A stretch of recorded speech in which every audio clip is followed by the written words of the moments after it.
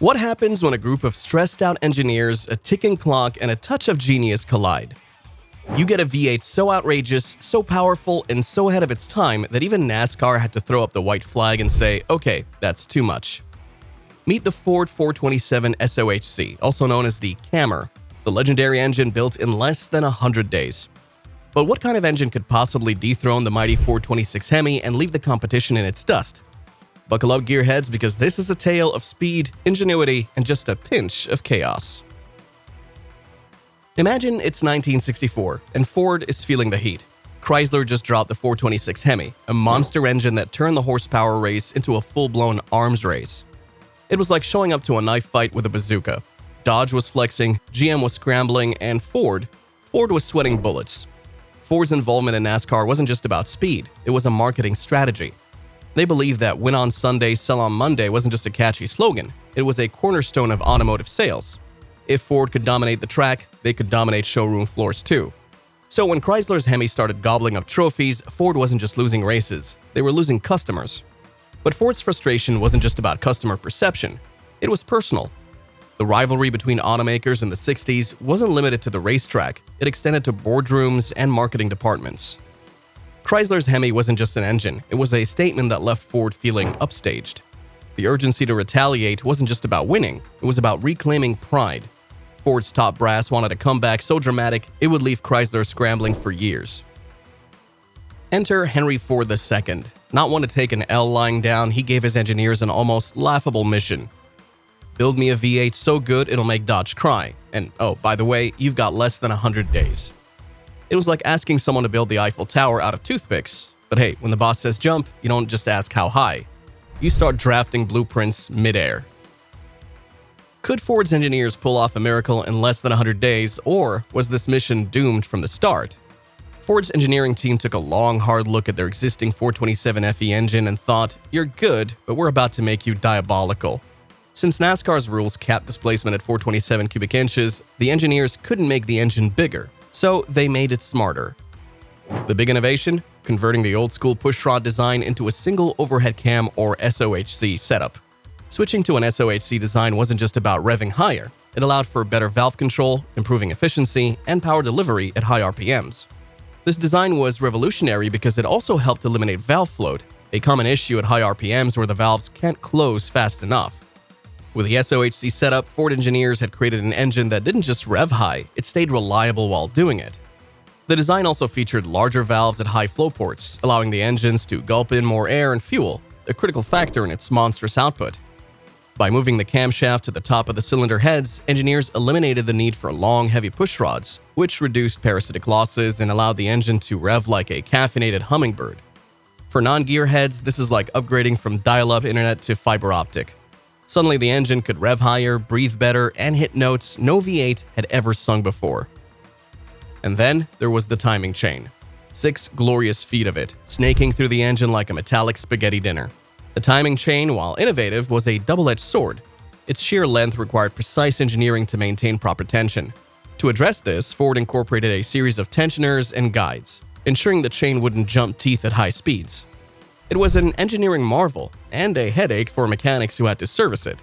Sure, it added complexity, but when your goal is to scare the competition, why not give your engine a touch of mad scientist flair? Just how much horsepower could this beast unleash, and wasn't enough to scare NASCAR itself? Let's talk numbers, because the 427 SOHC didn't just whisper power, it screamed it at 7,500 RPM. To put this into perspective, the Chrysler 426 Hemi, its main rival, produced around 425 horsepower in street-legal form. The Cammer wasn't just ahead of its time, it was in a league of its own. Even the Ferrari 275 GTB4, a high-performance sports car of the era, only managed around 300 horsepower. The SOHC wasn't just competing, it was obliterating benchmarks. With a single 4-barrel Holley carburetor, the engine cranked out a whopping 616 horsepower.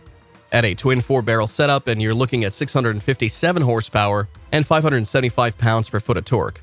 That's enough muscle to pull a tree stump, or maybe a forest. And speaking of torque, the Cammer's ability to deliver power across a wide RPM range made it a favorite among drag racers. Its torque curve was so broad that drivers could launch hard off the line and still have power to spare at the finish line, a rare feat for engines of the time. The engine wasn't just a power monster, it was versatile. Racers could configure it for different setups, from street racing to drag strips. With the right tuning, the 427 SOHC could crush quarter miles, dominate speed trials, or power muscle cars into automotive history. It was fast, it was furious, and it was ready to take on anything Chrysler threw its way.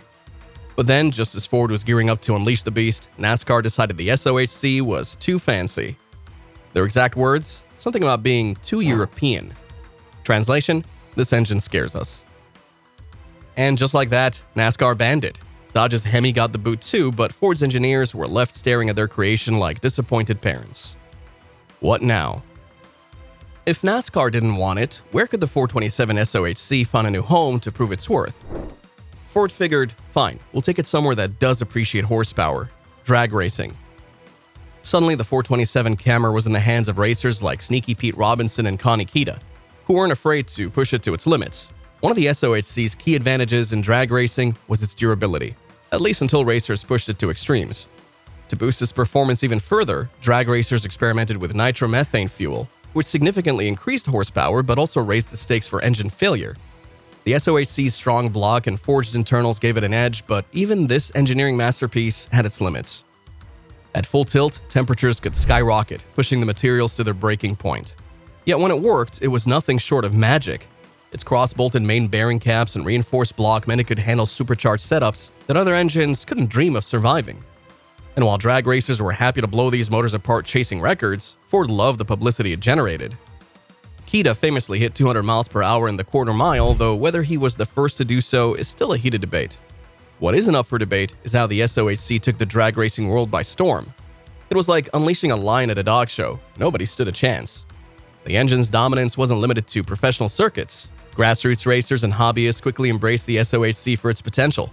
It became a staple in match races, head-to-head duels that drew massive crowds, and often served as the centerpiece of local drag racing legends. But here's the thing about pushing an engine designed for 750 horsepower to over 2,500 horsepower. It tends to break. Engine builder Ed Pink once said, "We'd be lucky to get 8 runs before the crankshaft decided it wanted out of the block." Still, racers kept tweaking, fixing, and racing because the SOHC was just that good. Ford only made about 542 of these engines between 1964 and 1967, but their impact was massive. Drivers like Dino Don Nicholson racked up jaw-dropping win records using the SOHC in factory-backed Mercury cars. Even when the engines weren't winning races, they were winning hearts. The engine's rarity and mystique make it one of the most sought-after pieces of automotive history. Despite its ban from NASCAR, the SOHC cemented Ford's reputation as an innovator in engine technology. The 427 SOHC also found a second life outside of the racetrack. Custom car builders began incorporating it into hot rods and show cars, where its unique design and jaw-dropping performance turned heads. Some even speculate that if NASCAR hadn't banned it, the SOHC would have completely redefined American motorsport, forcing competitors to advance their technology years earlier. But NASCAR's decision wasn't purely technical, it was political. By banning both the Hemi and the SOHC, the organization aimed to level the playing field and encourage more competition from smaller teams. Ironically, this decision may have slowed down technological progress in American motorsports, as teams reverted to less advanced but more rule-compliant engines. Today, the 427 SOHC is a collector's dream. 3 of them recently sold for prices between $45,000 and $140,000. That's enough to make you wish you could find one tucked away in Grandpa's old barn.